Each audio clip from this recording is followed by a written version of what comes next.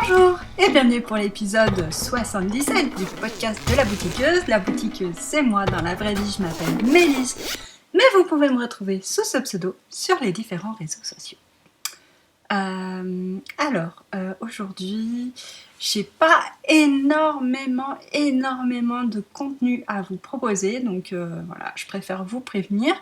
Je vais commencer par une partie tricot, comme d'habitude, ensuite un petit peu de couture, et enfin, vie ma vie de confinée. Voilà, donc du blabla autour du confinement. Voilà. Donc, on va commencer sans plus tarder par la partie tada, j'ai plus de voix. Et j'ai un tada cette semaine.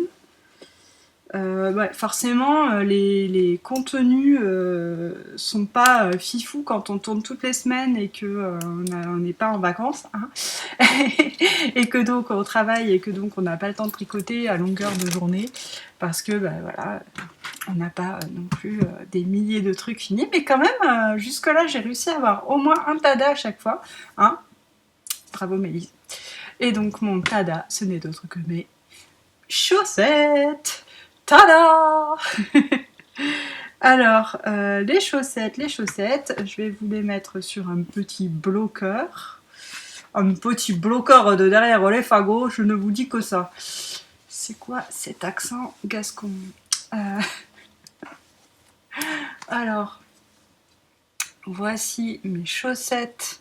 En fait, c'est un peu problématique, ces bloqueurs à chaussettes, parce que le motif de ma chaussette est symétrique, donc est surtout placé sur le milieu de la chaussette.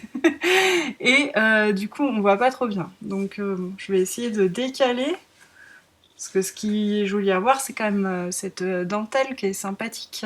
Oui, voilà, on voit un peu. Donc voilà, là on voit les petites mailles, petites dentelles, on dirait presque une petite torsade, c'est pas du tout une torsade, mais ça fait un peu la blague. Ensuite on a ce petit motif de feuille, j'appelle ça moi. Et on a de nouveau la petite fausse torsade de l'autre côté symétriquement. Voilà. Oui, je vais mettre comme ça. Donc voilà, donc là j'ai ma deuxième. Hein. Vous voyez, j'ai fini vraiment. La tige n'est pas super haute. C'est un peu aussi pour ça que j'avais choisi ce modèle, parce qu'en fait c'était un écheveau de 50 grammes. Alors attention, je dois avoir mon reste quelque part par ici. Et je me contorsionne pour vous, public, pour toi public. Il me reste juste ça, donc ça doit être 5 grammes. Il y a moins de 10 grammes, ça c'est certain. Et en fait, je voulais quand même vous parler de cette laine. Déjà, vous voyez qu'elle est hyper jolie. C'est une laine Merino Superwash nylon assez standard, quoi. Mais l'intérêt de cette laine, notamment, c'est que qui est donc vendue par Cécile de Célène, dont vous retrouvez la boutique sur Etsy. J'ai d'ailleurs mis comme à chaque fois depuis quelques temps, j'essaye d'être sérieuse là-dessus, de vous mettre tous les liens sous la vidéo. Là, vous faites description ou plus ou je sais pas quoi, il y a un truc pour faire dérouler la fenêtre sous la vidéo et comme ça vous avez toutes les indications et les liens. Et donc c'est Cécile à sa boutique sur Etsy, donc Célène. Et elle vend des écheveaux de 50 grammes. Donc c'est super pour les chaussettes quand on a des pieds pas trop grands ou qu'on veut faire des petites chaussettes, plutôt des soquettes quoi. Puis même pour l'hiver ça passe hein, quand même en hauteur, c'est pas petit quoi. Et c'est super. On peut se faire du coup une paire de chaussettes avec un écheveau de 50 grammes en ayant pas trop de restes. Parce que quand moi j'utilise des écheveaux de 100 grammes, j'ai des restes énormes, ce qui me permet de faire éventuellement une deuxième paire, mais bon, des fois on veut juste utiliser cette couleur une seule fois et du coup c'est très bien. Et puis du coup c'est 10 € les chevaux, donc c'est quand même pas le même investissement non plus. Et ça permet de varier un peu plus les plaisirs, n'est-ce pas? Donc voilà, cette petite chaussette qui est la chaussette Erika de... Je ne sais plus comment elle s'appelle la personne. J'avais prise dans le 52 Weeks of Socks. Commencez à le connaître celui-là. Chaussette Erika de Anja Eumann ou Anja Eumann, je ne sais pas. C'est page 205 du 52 Weeks of Socks et c'est ce petit modèle. Caché, coucou. Désolée, c'est le livre qui me monte à la tête. Voilà, mon livre 52 Weeks of Socks. Je sais plus, il y a une personne qui m'avait dit, ouais quand même, il est assez cher ce livre de modèles et tout ça. Moi, c'est vrai qu'il coûte quand même 40 €, mais bon, vous avez 52 modèles. Bon, 52 modèles pour 40 €, si on revient au prix du modèle, ça fait quand même pas très cher, donc je trouve que ça fait moins d'1 € quoi, pour un modèle. Je trouve que c'est quand même assez raisonnable au final, même si on est d'accord, c'est un investissement quoi, c'est sûr. Mais bon, du coup, je rentabilise petit à petit mon achat. Bon, bah, sachant que pour l'instant j'ai fait 2 patrons, donc ça fait 20 € pour un patron, donc là c'est pas encore du tout rentabilisé, mais il va falloir que j'en fasse encore quelques-uns. Mais bon, donc voilà, 52 Weeks of Socks, que j'aime beaucoup. Et puis bah, ces petites chaussettes que je vais pouvoir mettre, qui sont mes chaussettes de Pâques pour le club le knit-along du club des tricoteuses de chaussettes. Chaussettes de Pâques, pourquoi? Parce que cette dentelle qui fait très printanière. Et puis pour moi, le jaune, ça fait toujours Pâques. Bon, je pense que c'est le côté poussin, hein, clairement. Et puis il y a plein de petites taches de bleu, de rose, ce qui me font, je disais la dernière fois, penser aux petits œufs en sucre. Aux petits œufs de Pâques en sucre. Donc voilà, mes chaussettes de Pâques sont terminées et je suis bien contente. Et oui. Désolée, j'ai l'air éclatée à chaque fois, je sais pas, c'est bizarre, hein. Vous devez vous dire, cette pauvre Mélisse est complètement barjou. Vous n'avez pas tout à fait tort. Ensuite, mais qui a-t-il sur mes aiguilles? Ça contribue au côté barjou, hein, on est d'accord. Désolée. Sur mes aiguilles, il y a toujours le modèle Sipila de Caitlin Hunter que je fais pour ma sœur, avec des laines qu'elle a filées au fuseau, du mérinos. J'avance tranquillement sur le corps, hein. Je tourne en rond, je tourne en rond, et je tourne en rond, je tourne en rond. C'est ça. Vous voyez, là j'ai fait... il est où? Là, on voit la manchure. J'ai fait une quinzaine de centimètres à partir des emmanchures. Comme qui dirait, il faut continuer, quoi. Hein, ça va être un peu long, mais... Et franchement, là, du coup, ce qui est bien, c'est qu'on voit quand même mieux le motif du pull. Puis on voit qu'il est à la bonne taille, quoi. On voit quand même mieux le motif du pull, là, maintenant que mon câble est plus bas. Et vraiment, je suis très très contente de ce résultat. Ouais, très joli. J'ai juste hâte de voir ma sœur dedans. Et je pense que ça va bien lui aller. Et oui.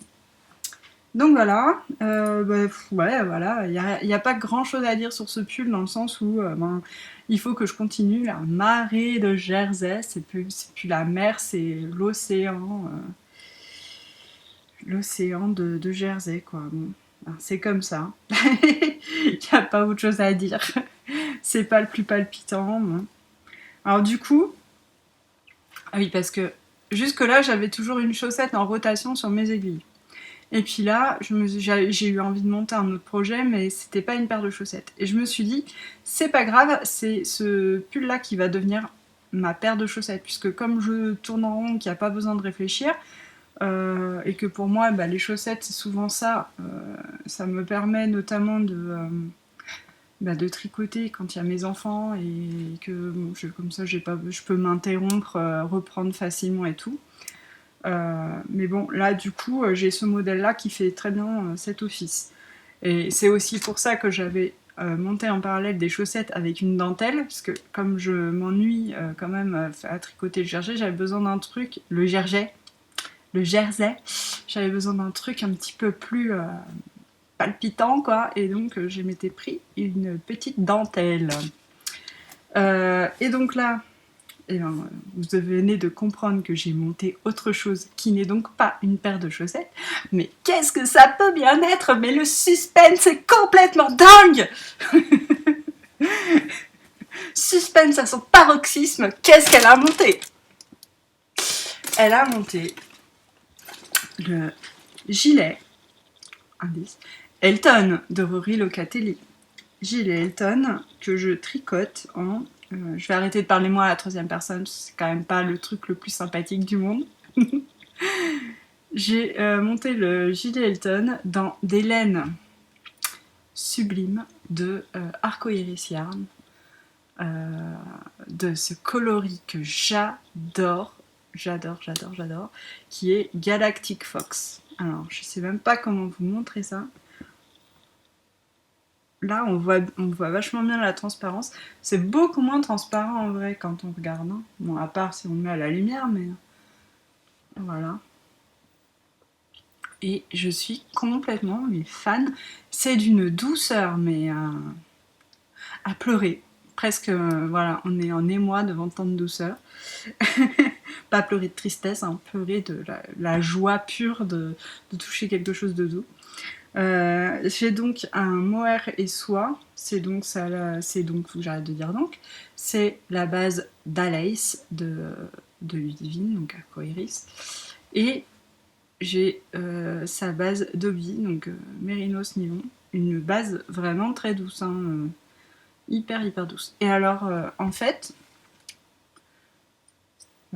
pourquoi? Alors, oui, ça semble assez, comment dire, plan-plan comme tricot. Bon, c'est pas le truc le plus whoop-whoop de la terre à tricoter, hein, on va s'entendre. Cela dit, il a quand même des avantages par rapport à mon Sipila tout en rond, c'est-à-dire que c'est en aller-retour, donc j'ai des mailles en vert. Moi déjà, ça me rythme un peu, j'aime bien. Moi j'aime bien faire des mailles en vert. Je ferais peut-être pas un gilet tout en mailles en vert, hein, mais on s'entend. Mais cela dit, en aller-retour comme ça ne me dérange pas. Et il y a le côté rayure, alors c'est la même couleur, mais c'est pas la même matière. Et du coup, ça, c'est aussi assez intéressant. Surtout que bon, moi, j'ai quand même la chance là de tricoter des matières de fou, quoi. C'est vraiment mais trop doux, hyper agréable. Quand je tricote, j'arrête pas de tripatouiller mon tricot en me disant mon dieu que c'est doux. Le mohair, comme ça, je lui fais des petites caresses, des petits câlins, je le frotte sur ma joue. Bon, du coup, le tricot avance peut-être moins vite. La fille va mettre 2 ans à faire son gilet parce qu'elle est en train de caresser son mohair, quoi. Tout va bien. Et donc oui, ça me convient, quoi, comme tricot, on va dire. Je suis désolée, j'ai envie de bâiller. Oh là là. Ça va pas, hein. Désolée, fallait que ça sorte. Donc, voilà, le gilet Elton de Rory Locatelli. Je n'ai pas fait d'échantillon, les amis. Je l'ai pris tranquillou, bilou. Pourquoi je n'ai pas fait d'échantillon? Parce qu'en fait, c'est un gilet oversize quand même. Il a beaucoup d'aisance positive. Et donc, ce que j'ai décidé de faire, c'est de ne pas faire d'échantillon parce que déjà, je connais mon tricot. Je sais qu'en général, j'ai un échantillon un poil plus petit que ce qu'il faut. Et je me suis dit, bon, il sera un petit peu moins grand, un petit peu moins immense. C'est pas grave, ça ira très bien. Donc voilà. Qu'est-ce que je voulais dire aussi sur ce coloris? Oui, le coloris Galactic Fox de Arco-Iris Yarn. C'est un de mes coloris préférés qu'elle fait. En fait, je suis tombée amoureuse de ce coloris il y a très longtemps. C'était, je crois, dans la première édition du Laine-Athlon, donc il y a 3 ans. Et Ludivine avait proposé de sponsoriser le Laine-Athlon, très gentiment. Et d'ailleurs, elle l'a sponsorisé tous les ans, si je ne m'abuse. Donc voilà, merci Ludivine. Et en fait, la première année, ce que j'avais fait, c'est que les sponsors m'avaient envoyé les cadeaux et j'avais fait des colis après pour envoyer aux gagnants. Et en fait, le cadeau de Ludivine, c'était donc un écheveau de Galactic Fox. Et quand j'ai eu cet écheveau de Galactic Fox entre les mains, je suis tombée amoureuse de lui, mais littéralement quoi. Et j'ai eu beaucoup de mal à l'envoyer, mais je l'ai fait quand même, puisque je suis honnête. et après, je me suis dit, non mais un jour, je m'achèterai ce coloris et je tricoterai quelque chose pour moi dans ce coloris. Et donc, je suis allée en octobre à l'heure de la laine où j'exposais, et il y avait aussi Ludivine, et donc ça n'a pas loupé, je lui ai acheté de quoi faire le gilet Elton en Galactic Fox. Et en fait, de toute façon, je me suis approchée de son stand, et là, qu'est-ce qui m'a sauté aux yeux? Les écheveaux de Galactic Fox. Enfin, ça s'invente pas, c'est vraiment un coloris que j'adore. Et j'ai pas de gilet orange, quoi, donc c'est parfait. Comme disait, l'autre jour, je regardais le podcast de Cécile de Que font mes mains, et elle disait que sa plus grande fierté, c'était d'avoir un gilet de chaque couleur à se mettre. Et dans sa garde-robe, quoi. Un gilet fait main, évidemment. Et franchement, moi, c'est pour ça aussi que j'ai aucun souci à me tricoter plein de vêtements. C'est que je me dis, moi, j'adore les couleurs. Si je peux avoir un truc de chaque couleur, ce sera parfait. Donc voilà, en fait, il me reste encore énormément de trucs à tricoter, parce que je suis très loin d'avoir un gilet de chaque couleur. Donc voilà. Ça présage encore de longues heures de tricot, c'est cool. Donc voilà pour les encours. J'ai évité de monter autre chose parce que là quand même j'ai 2 pulls en cours.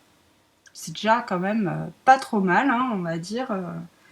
Je pense qu'il y a de quoi faire. Donc pour l'instant, pas d'autres en cours prévus. Ah oui, je voulais aussi parler de ça, parce que j'ai vu que Elodie du podcast et du compte Instagram A Knitting Journey fait un truc, un petit événement tricotesque qui s'appelle Caston Party du dimanche. Et en fait, moi je voulais y participer, mais en fait le problème c'est que moi j'aime castonner le vendredi. Pourquoi j'aime castonner le vendredi? Castonner, monter mes mailles évidemment. Parce que tout simplement, c'est le week-end et c'est mon petit cadeau de début de week-end pour pouvoir tricoter le week-end mon nouvel en cours. Et ben je monte les mailles d'un nouveau projet, quoi. Donc quand j'ai un nouveau projet à monter, c'est vrai que j'aime bien le monter le vendredi. Voilà, vous savez tout. Donc tant pis, je participe pas à la Caston Party du dimanche, mais le cœur y est, je trouve ça très sympa d'ailleurs. Et puis c'est cool, ça fait que vous multipliez les encours et que, avec un peu de chance, prochaine édition du Laine-Athlon, mais vous allez avoir tellement d'encours, vous pourrez toutes vous inscrire aux 15 000 mètres, quoi. Ça va être dingue. Hop, alors mon petit sac, je vais le mettre là. C'est fini pour le tricot. Vous voyez, hein, c'était rapide. Je vous avais dit que comment dire, le contenu, c'était quand même beaucoup moins important que les autres fois. Donc, je voulais passer à la couture, bien entendu. La couture, j'ai fait une chose en couture. Enfin, j'ai pas fait une chose, mais je vous expliquerai ça après plus en détail dans Vie ma vie de confinée. Hein. Mais j'ai surtout une chose que je voulais vous montrer et dont je voulais vous parler. Et c'était un cadeau pour mon fils, puisqu'on a fêté du coup l'anniversaire de mon fils jeudi dernier. On est dimanche. Dimanche 26 avril, si je ne m'abuse. Et donc mon fils, qu'est-ce qu'il m'a fait? Ah oui, c'était donc son anniversaire, c'était jeudi. Et mardi soir, il me dit maman, je voudrais que tu me fasses un doudou lion pour mon anniversaire. s'il te plaît, maman chérie d'amour. Hein, oui, parce qu'il demande ça bien quand même, hein, il sait y faire. Et donc là, j'ai fait genre toute la culpabilité de maman qui est tombée sur mes pauvres épaules. Où je me suis dit, mais mon pauvre Lapinou, déjà, qu'il peut pas inviter de copains pour son anniversaire, qu'il va pas voir sa tata, ses cousins, sa mamie pour son anniversaire, et que en plus on n'a pas pu lui acheter les cadeaux qu'il voulait vraiment pour son anniversaire. Je vais faire en sorte de lui faire un doudou lion. Bon, premier réflexe de Mélise, aller sur Ravelry. Donc je suis allée sur Ravelry, j'ai regardé les lions, j'ai trouvé d'ailleurs un très joli modèle de lion au tricot, donc ça je me le garde dans un coin de la tête. Mais au bout de 5 minutes de recherche active, je me suis dit, mais Mélise, t'es nouille ou t'es nouille quoi, puisque il te reste 2 jours, tu n'auras pas le temps de tricoter un lion en 2 jours quoi. Enfin, ou alors tu fais que ça, mais en fait, comme on est la semaine et que tu travailles, tu ne peux pas faire que ça. Donc il va falloir faire autre chose. Donc je me suis dit, bon, la deuxième possibilité, c'est en couture, parce que la couture, ça va plus vite quand même si coudre une peluche, ça prend du temps, mais bon, c'est quand même beaucoup plus rapide que le tricot. Donc je suis allée chercher un modèle de lion à coudre, et alors là, c'est un peu la bérésina, on va pas se mentir, il n'y a pas beaucoup de choix, mais j'ai trouvé quand même quelque chose, et donc... Ah oui, précision, mon fils voulait un lion blanc, puisqu'il venait de regarder avec ma fille Mia et le lion blanc, donc il voulait un lion blanc, et voilà tada, le lion blanc. Donc ce lion blanc, je l'ai réalisé en minky, en tissu minky, c'est un espèce de tissu pour faire des doudous quoi. J'ai décidé de... Alors j'avais du blanc, donc ça tombait bien. Alors dans mes tissus, j'avais du blanc, j'avais du corail, j'avais du vert et j'avais du noir. Donc au final, heureusement que Liam il voulait un lion blanc, parce que sinon il aurait voulu un lion de couleur normale, j'aurais pas pu lui faire. donc voilà, c'était plutôt cool. Donc oui, vous voyez là, j'ai mis du noir d'ailleurs.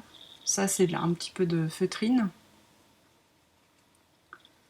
Et donc c'est le patron Larry the Lion de comment s'appelle, Funky Friends Factory, qui coûte assez cher, hein, c'est 15,10 € le patron sur Etsy. Bon, après, l'avantage de Funky Friends Factory, comme d'ailleurs beaucoup de personnes, de designeuses de patrons anglo-saxonnes, c'est que on peut, surtout pour les accessoires et tout ça, on peut par exemple créer, réaliser des modèles et les vendre sans avoir à la rémunérer. Donc bon, ça c'est déjà toujours un plus. Après je ne sais pas si je ferai des lions, hein. Si ça vous intéresse je peux vous en faire, mais bon je suis pas sûre que ce soit vraiment votre délire. Je lui ai mis des yeux, je sais pas si on voit, des yeux de sécurité qui ont une espèce de... On voit une pupille, hein, on la voit en vrai, mais il a les yeux marrons, donc ça se voit peut-être pas énormément. C'était les plus gros que j'avais, ils sont presque un petit peu petits, mais bon, ça passe. Qu'est-ce que je peux dire sur ce patron? Alors déjà, il est bien, tout s'emboîte très bien.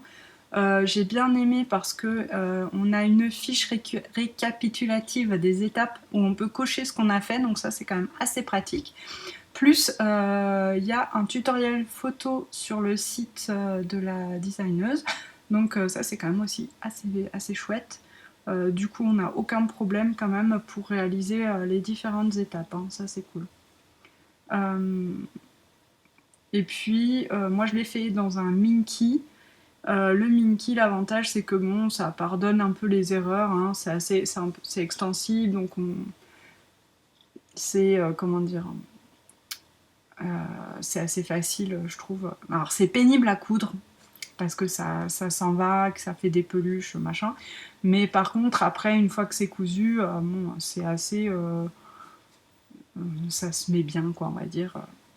je sais pas comment expliquer, mais pour faire des peluches, c'est quand même pas mal. Ah ouais, puis j'aimais bien ce petit détail pour faire les griffes là. Je trouve que ça termine assez bien. On pouvait aussi rajouter des petits points pour faire genre les petites moustaches là, mais bon, moi je n'étais pas plus fan que ça. Je le trouvais mignon comme ça, donc je l'ai laissé comme ça. Résultat des courses, ma fille en veut un, bien sûr. Je vais voir pour les couleurs. Mon fils, il me dit ah, mais moi je voulais un lion tout blanc et t'as mis du rose. Ah ben oui, maman, elle peut pas s'empêcher de mettre de la couleur. Mais en fait, je me suis dit, tout blanc, ça allait être... on n'allait rien voir au final. Ce que j'aurais aimé, ça aurait été du gris clair, là, pour mettre sur la crinière et les pattes, pour faire un petit contraste léger, mais pas non plus rose. Mais bon, hein, j'avais du rose, j'ai fait avec du rose, et voilà. Et il est quand même content, il l'adore, donc tout va bien. Qu'est-ce que je peux dire de plus sur ce lion? Je sais pas grand chose. Hein. Je vous conseille si. Après, comme je disais, le prix c'était 15,10 € le patron. Cela dit, bon, c'est quand même du travail de faire un patron comme ça. Hein, et, après, voilà, elle a beaucoup de modèles, donc bon, vous pouvez aller voir. Et puis ma fille, du coup, m'a commandé un lion et aussi un renard. Hein, donc voilà, ça va être bien, je vais pas m'ennuyer. Voilà, le Larry the Lion. Voilà pour la partie couture. Maintenant, on va passer à ma vie, ma vie de confinée, avec une petite... où je vais vous parler en gros de mon travail en ce moment, puisque j'ai récupéré du boulot. Donc ça, c'est plutôt une bonne nouvelle. Une info boutique déplaisante aussi. C'est-à-dire que, alors je vais commencer par ça parce que ça me... Voilà, ce sera fait. J'ai... comment dire? Je sais même pas par où commencer. J'ai envoyé à Ludivine, donc de Arcoiris, les sacs pour les box Outlander, puisque si vous vous rappelez, j'avais participé à la box Outlander que Ludivine avait proposée pour la sortie de la série Outlander, enfin de la dernière saison de Outlander. Et j'ai dû lui envoyer déjà les sacs en 2 parties, puisque ça tenait pas dans un seul colis. Puisque je suis obligée avec le confinement d'envoyer depuis ma boîte aux lettres, donc je dois faire des petits colis qui vont aussi tenir dans sa boîte aux lettres. Donc le premier colis est arrivé sans encombre, le deuxième colis a été volé. Voilà, donc ce qui veut dire 15 sacs plus un autre truc que j'avais fait pour Ludivine qui est perdu, voilà, et que on a pris du coup là la décision de dire bon bah tant pis, il a disparu, parce que bon on a eu un peu d'espoir pendant quelques jours en se disant bon peut-être qu'il va être retrouvé tout ça, bon, vu que personne ne dit rien, que en plus il a été indiqué comme livré le colis, sauf qu'en fait il l'a pas été quoi. Donc, comme la poste est en effectif un petit peu réduit en ce moment, en plus, on a droit à plein de réponses automatiques du type si, il a été livré. Oui, enfin, non, en fait, il n'a pas été livré, quoi. Je vous demandais pas une information sur mon colis, je vous demandais de retrouver mon colis. C'est pas la même question. donc voilà, enfin bon, je suis dépitée, en colère. Voilà. Tout ce qu'on veut. Si j'avais su, mais bon, c'est toujours pareil. Avec des si, on mettrait Paris en bouteille, comme dirait ma grand-mère. Mais ouais, si j'avais su, j'aurais attendu là, vraiment fin du confinement pour pouvoir faire, comme j'aurais aimé pouvoir le faire, un envoi de colis contre signature. Mais évidemment, là, avec le confinement, c'était pas possible. Mais c'est vrai que les box aussi, ça traînait depuis longtemps. Elles étaient à la bourre, donc on s'est dit, bon, allez, on va essayer de les envoyer quand même, machin. Résultat des courses, franchement, je suis dégoûtée, quoi. C'est-à-dire que, bon, pour je ne suis pas en train de me plaindre, hein, c'est juste que je vous explique voilà, ce qui s'est passé, quoi. Mais bon, moi j'ai perdu quand même plus de 300 euros, enfin 400 euros en fait de marchandises, quoi. Donc voilà, sachant que je ne suis pas une multinationale, vous pouvez vous imaginer, voilà, la perte sèche, c'est quand même écœurant. Il y a pas, enfin, j'ai envie de dire des gros mots, mais je vais pas les dire. Voilà, voilà. Donc, résultat des courses, parce que c'est ça quand même l'important pour vous, c'est que ben, je vais refaire ces sacs, évidemment, puisque il y a des gens qui attendent leur box, qui ont payé leur box, et donc je vais les faire. Et là, le problème, c'est qu'il faut que je recommande du tissu, que le tissu, je viens de passer commande, m'est indiqué, le site m'a indiqué un délai de livraison de 20 à 30 jours ouvrés. Donc, autant dire que je ne sais pas quand je vais le recevoir. Quand je le recevrai, je le ferai. Quand je le ferai, j'enverrai à Ludivine, cette fois contre signature. On va attendre que ce soit possible. Et à ce moment-là, elle pourra vous envoyer vos box. Alors je suis désolée, mais vous pouvez pas vous imaginer à quel point que vous deviez attendre vos box. Moi, tout était prêt depuis déjà des semaines et des semaines. Enfin, je suis écœurée. Il n'y a pas d'autre mot. Voilà, donc ça, c'est ça. Et je vais arrêter d'en parler parce que je vais m'énerver. Donc voilà. Et je voulais parler d'un autre sujet qui est donc mon travail en ce moment. Comme je vous disais depuis plusieurs épisodes, moi au niveau de... Vous savez que je travaille dans l'édition, enfin si vous ne savez pas, maintenant vous le savez, je travaille dans l'édition, sauf que l'édition en ce moment est à l'arrêt, comme beaucoup d'industries, beaucoup d'entreprises, donc je n'ai plus de travail. Et je ne sais pas quand ça va reprendre, dans la mesure où, à mon avis, il y a pas mal de boîtes qui vont couler. À mon avis, celles qui ne vont pas couler vont reprendre doucement le temps de refaire une trésorerie, regagner de l'argent, machin. Ça va pas repartir paf paf, on déconfine et hop, on repart comme en 40. Hein. Donc Mélise, qu'est-ce qu'elle va avoir comme problème? C'est qu'elle va pas avoir de travail sûrement avant un bon moment. On verra. J'espère me tromper et que tout ira, tout repartira assez vite pour moi, mais bon, de toute façon, je m'adapterai. En l'occurrence, la bonne nouvelle, c'est que j'ai pu trouver un autre travail en attendant, et donc je couds des masques. Voilà. Il y a une entreprise dans mon coin, là, dans une petite ville à 10 minutes de chez moi, qui s'appelle les Tissus Qatar, Tissage Qatar, pardon, et qui, à la base, coud du linge de maison, enfin, fait de la confection de linge de maison, et là, ils se sont reconvertis du coup dans les masques, parce que eux aussi leur activité dans le linge de maison était à l'arrêt, hein. Donc ils se sont reconvertis dans les masques, et face à la demande énormissime de masques, ils ont cherché des gens autour, des indépendants, enfin des voilà, qui pourraient coudre pour eux des masques. Donc voilà, moi j'ai réussi à, enfin j'ai pu me rapprocher d'eux, enfin voilà, par le biais d'Aurélie, et donc je vais réussir à parler. J'ai du mal, hein. J'ai la gorge qui me... Bref, c'est pas grave. Et donc je couds des masques pour eux et ça me rapporte un peu d'argent et c'est très bien et j'en suis fort contente. C'est pas le boulot le plus palpitant de la terre, on va s'entendre, hein. Coudre des masques, vous pouvez demander à n'importe quelle couturière, c'est pas du tout palpitant. Et puis là en plus c'est du travail à la chaîne, hein. Donc bon, c'est pas palpitant, c'est pas super bien rémunéré non plus parce que c'est pas un travail qui demande des qualifications de dingue, hein, c'est sûr. C'est pas un travail ouf. mais bon voilà, du coup je couds des masques pour Tissage Qatar et ça me permet de gagner ma vie et de pas faire un mois à zéro, bon, sachant qu'en plus je viens de perdre 400 euros. Voilà, donc bon, c'est plutôt cool. Ça c'était quand même ma bonne nouvelle dernièrement.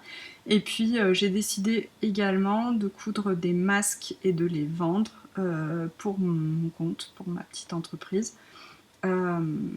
Du coup j'aimerais revenir quand même sur cette histoire de masques, de bénévolat, de vente, machin. C'est quand même assez compliqué tout ça. J'aurais aimé... En fait, je voulais vous en parler la semaine dernière, mais c'était un sujet qui me mettait profondément en colère. Et donc, je me suis dit, on va attendre un petit peu que ça passe, là, parce que moi, je suis comme ça, de toute façon. Quand je suis en colère, j'essaie de digérer un peu le truc avant de parler, histoire de pas dire n'importe quoi à chaud, là, et d'être comme ça, là. Et de m'énerver pour rien, donc et de pas dire trop de bêtises non plus. Donc voilà, donc je voulais aborder ce sujet là du fait de coudre des masques bénévolement ou pas. Alors, euh, déjà cette histoire de masque, ça m'a mis en colère dès le début, je pense comme tous les Français. Parce que on a vu quand même l'incompétence de notre gouvernement face à cette situation de crise sanitaire où on n'avait pas assez de masques. Bah tiens, c'est bête. Bah oui, enfin bon, gouverner c'est prévoir quand même, et donc prévoir c'est aussi prévoir les pandémies. Hein. Et jusqu'à il y a quelques années, on avait un stock de masques énorme, et puis là on n'en avait plus, puis la plupart étaient périmés, mais bon, c'est pas grave. Hein, donc voilà, donc on s'est retrouvés quand même sans masque, et quand je dis on, je pense surtout évidemment en premier lieu au personnel soignant, aux gens qui ont vraiment, vraiment besoin de ces masques chirurgicaux, euh, donc les FFP trucs là, voilà. Et tout le personnel aussi médical hors hôpital, hein, les infirmiers, infirmières libérales, tout ça, enfin voilà, il y a quand même plein de gens qui avaient aussi besoin de ces masques. Et puis je pense aussi aux gens qui doivent travailler parce qu'ils sont voilà, les travailleurs qui sont indispensables, et donc tout ce qui est de l'ordre des métiers dans l'alimentaire, les supermarchés, tout ça, bon, les éboueurs, tout ça. Donc bon, il y a énorme. Puis les pompiers, enfin voilà, il y a énormément de gens qui travaillent toujours, hein, et eux, ils n'ont pas non plus de masque. Ma conviction profonde, c'est que en fait, là actuellement, ce serait à l'État de fournir ces masques à tout le monde, que ce soit au personnel soignant, que ce soit au grand public, là, puisqu'ils sont en train de nous dire il va falloir mettre des masques, par exemple dans les transports en commun, ça va être obligatoire, enfin, bon, et puis même dans la vie de tous les jours, ce sera peut-être pas obligatoire, mais fortement recommandé. Dans les activités professionnelles, dans les entreprises, tout ça, ça va être, ils vont demander apparemment, enfin on sait pas parce qu'ils disent un truc, après ils disent autre chose, bon bref, de toute façon. Mais en gros, ils disent il va falloir avoir des masques, mais sauf qu'en fait, ils peuvent pas nous en donner. Et ça, c'est quand même un petit problème, non? Hein? Et moi, ma conviction, c'est que ce serait à l'État de fournir tous ces masques. En l'occurrence, l'État ne fournissant pas les masques, ce qui s'est passé, c'est qu'il y a quand même tout un tas de personnes de très bonne volonté qui ont décidé, enfin qui ont décidé spontanément de coudre des masques et de les donner déjà en premier lieu dans les hôpitaux quand la crise a éclaté, qu'il n'y avait pas assez de masques et que voilà, les soignants se sont retrouvés sans masques. Donc ils ont donné aux hôpitaux, aux pharmacies, enfin aux infirmières et tout ça. Donc ça, super. Et franchement, moi j'ai applaudi à quatre mains ces bénévoles qui ont cousu tous ces masques. Enfin franchement, c'est super quoi.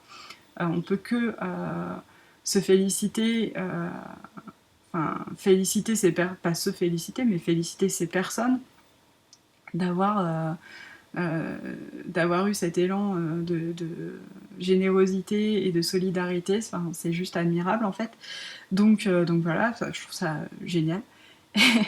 Et en fait, là, moi, ce qui me pose maintenant problème, c'est que on voit toutes les mairies qui cherchent des bénévoles pour coudre des masques. On voit en gros l'État qui cherche des bénévoles pour coudre des masques. Et ça, c'est un problème pour moi, parce que l'État trouve des milliards pour aider les grandes industries, ce qui est très bien, il faut aider les industries, hein, on est d'accord, parce que c'est aussi les emplois des Français qu'il faut sauver. Mais on trouve des milliards pour l'industrie, mais on trouve pas quelques millions, parce que bon, c'est pas des milliards qu'il faudrait pour coudre ces masques. Hein. On trouve pas des millions pour fabriquer des masques et pour payer décemment des couturières parce que bon, c'est quand même souvent des femmes, hein, on va pas se leurrer, pour coudre ces masques, des couturières, qu'elles soient bénévoles, enfin qu'elles soient bénévoles, indépendantes, je veux dire, ou pas d'ailleurs, puisqu'il y a aussi des usines de confection qui se sont retrouvées à l'arrêt. Pourquoi on les fait pas travailler pour coudre des masques? Enfin, moi, je ne comprends pas que l'État puisse demander à des gens de coudre bénévolement des masques, à des gens, à des femmes en fait. Et en fait, ça me met en colère parce que je me dis, mais une fois de plus, on demande aux femmes de faire l'effort de guerre et puis on reconnaît pas leur travail, quoi. Alors d'un côté, les femmes, on leur demande là de travailler bénévolement pour coudre des masques pour la population, et de l'autre, il y a un mec qui a inventé un système de visière en plastique là qu'on peut imprimer grâce aux imprimantes 3D machin. Mais lui, il est payé quoi, hein, je veux dire. Il est payé, il est mis en avant parce que c'est un mec en fait quoi. Mais les femmes qui cousent les masques, elles sont pas payées, elles sont pas mises en avant et puis voilà quoi. Hein. C'est un peu ça ma colère. Voilà. Et donc, ben, ma colère aussi, c'est que, ben, vous voyez par exemple une personne comme moi qui n'est droit à aucune aide de l'État, n'ait plus de travail. Là, j'en ai trouvé mon. Enfin, franchement, voilà, je suis obligée de me défoncer pour trouver du boulot, quoi, en clair. Euh, et quoi, il faudrait en plus l'État me demande de coudre des masques bénévolement. Enfin, à un moment donné, je peux pas tout faire non plus, quoi. On va être clair. Je peux faire des efforts, mais il faut pas non plus abuser. En fait, à un moment donné, il faut que je puisse manger, quoi. C'est ça mon problème. J'ai pris la fâcheuse habitude de faire 3 repas par jour. Et du coup, j'aimerais bien continuer, quoi. Donc voilà. Donc bon, ça, c'était un peu ma colère, même si je suis euh, en admiration et hyper contente de voir toute cette solidarité qui s'est mise en place et des femmes qui cousent des masques. Si vous cousez des masques et que vous les donnez, je trouve ça génial. Enfin, franchement, bravo à vous, quoi. Mais moi, en fait, je peux pas me permettre de faire ça parce que j'ai pas les moyens de le faire. Moi, j'ai pas de revenus, quoi. Donc, il faut que si je fais quelque chose, que je puisse le vendre pour en gros avoir un revenu, parce que sinon, ça va être compliqué pour moi, quoi. On va être clair. Et il y a beaucoup de gens qui sont dans ce cas-là, en fait. Donc, voilà. Euh, et du coup, ben, j'ai décidé ouais, de coudre les masques pour les tissages Qatar, et puis bah, de coudre aussi des masques bah, que je vends autour de moi. Bon, j'en ai pas mis dans ma boutique parce que bon, voilà, je sais pas si ça peut intéresser à ce niveau-là, mais voilà. Bon, après, moi, j'en couds je fais des commandes en gros dans les gens qui sont autour de chez moi, quoi. Mais si vous en voulez, bah, contactez-moi, j'en sais rien, dites-moi ce que vous en pensez. Si c'est une bonne idée ou pas, j'en sais rien du tout en fait. Parce que bon, je sais qu'en plus au début, c'était au début dans un contexte particulier où les gens cousaient bénévolement, essentiellement pour donner aux soignants. Et il y avait, je sais qu'il y avait une personne qui s'était fait quand même bien lyncher sur Instagram parce qu'elle vendait ses masques, quoi. Et c'est vrai que même moi, au début, j'avais été un peu choquée par ce comportement et puis, enfin, par le fait qu'elle vende des masques. Puis après, c'est vrai que je me suis dit, bah, c'est idiot ce que je dis, puisque, enfin, voilà, il faut se remettre aussi en question, quoi. C'est-à-dire que je me suis dit, bah, moi, je connais pas le contexte de cette personne. Si ça se trouve, elle est comme moi, elle a plus d'argent, elle a pas de revenus, et là, elle a besoin de gagner des sous, et donc elle vend des masques. Bon, si les gens veulent lui acheter, après tout, pourquoi pas, quoi. Et ben moi, je suis dans la même situation, figurez-vous, maintenant. C'est que je me dis, bah mince, ouais, si après tout les gens ont besoin de masques et qu'ils veulent en acheter, je me dis aussi, euh, si en tant que particulier non soignant, hein, on s'entend, particulier lambda, si moi j'ai besoin d'un masque, je vais aller à la pharmacie et je vais le payer. Hein, on est d'accord, la pharmacie va pas me le donner gratos. Donc je me dis, bon, après, si les gens veulent acheter des masques et qu'ils me donnent les sous à moi plutôt que bah, je sais pas où, pourquoi pas, quoi. Voilà, bon, c'est compliqué cette histoire de masque. Hein. On va pas se leurrer. J'ai pas envie non plus de me passer pour la fille qui profite parce que c'est pas du tout l'idée, quoi. Enfin, vous me connaissez, enfin moi, si je pouvais coudre des masques bénévolement, si en fait, si je bénéficiais d'un chômage partiel ou si j'avais voilà une source de revenus quelconque, ok, je ferai des masques certainement bénévolement parce que voilà, ça permettrait à des gens d'avoir des masques, quoi. Mais en fait, je peux pas. Voilà, c'est ça le problème. Donc voilà, bon, sur ce, je suis désolée pour ce blabla qui n'est pas franchement hyper fun, hein, on est d'accord, c'était pas super funky. J'ai envie de finir sur une note positive, donc dans Vie ma vie de confinée, je vais aussi parler de mon fils qui a eu son anniversaire. Il a fêté donc ses 5 ans, je lui ai offert son lion et son Pikachu que j'avais crocheté. Je lui ai offert ses t-shirts que je lui avais cousus, les t-shirts dinosaures et hérissons. Et j'avais trouvé une petite voiture animale et une toupie Beyblade au supermarché à côté de chez moi.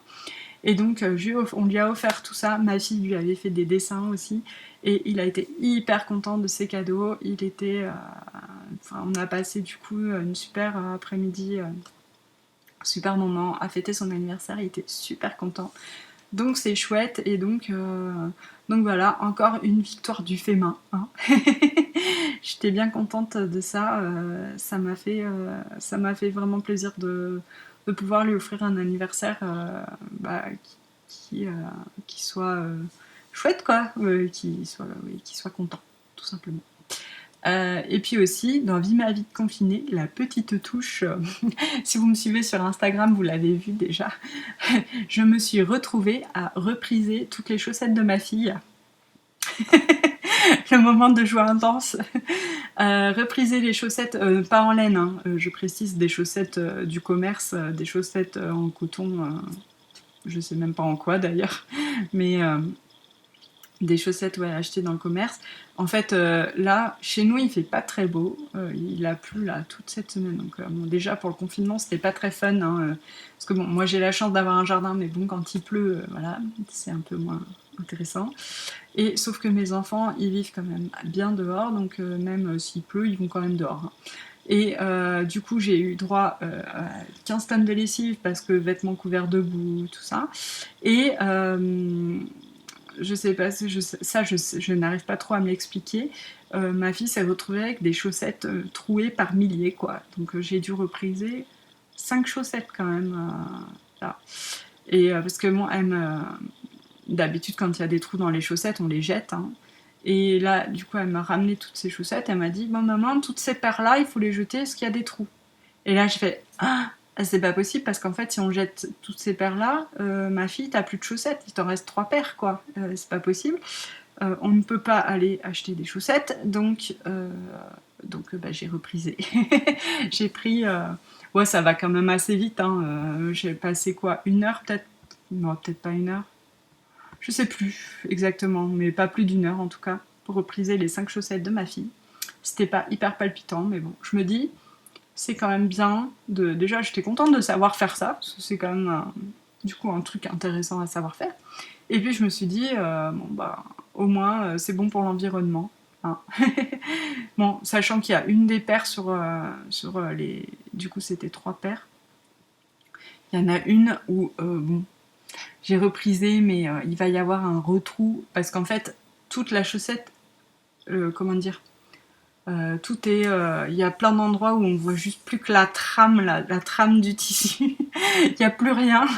Donc bon, celles-là, à mon avis, vont pas faire long feu. Mais les autres, au final, il y avait qu'un petit trou et je pense qu'elles peuvent repartir pour un petit moment. Donc je me dis, bon, peut-être que ce sera un effort à faire et pour éviter de jeter des chaussettes plus que ça, si elles les abîment. Après, elles les abîment pas tant que ça d'habitude. Alors je sais pas si c'est un effet du confinement, un effet pervers du confinement, le trouage de chaussettes, ou pas. Donc voilà. Bon, et ben cette fois, je vais vous laisser. Et puis, n'hésitez pas à vous abonner à mes vidéos si vous n'êtes pas abonné, à me faire des commentaires. Je suis désolée, je n'ai plus le temps de répondre aux commentaires parce que là, avec le boulot et tout, j'arrête pas trop. Et puis, vu que je fais un épisode toutes les semaines, ça devient difficile de répondre à tous les commentaires. Cela dit, je les lis tous, je les apprécie tous. Et franchement, ça me fait tellement plaisir de pouvoir vous lire, c'est génial, quoi, parce que bon, là, moi, je parle toute seule, mais j'aime bien savoir ce que vous pensez de l'épisode, s'il y a des sujets qui vous font réagir, tout ça, donc n'hésitez pas. Qu'est-ce que je voulais dire de plus? C'est tout, hein? Et ben, je vous fais plein de gros bisous, portez-vous bien, prenez soin de vous et des autres, et sur ces belles paroles, à bientôt! Ciao!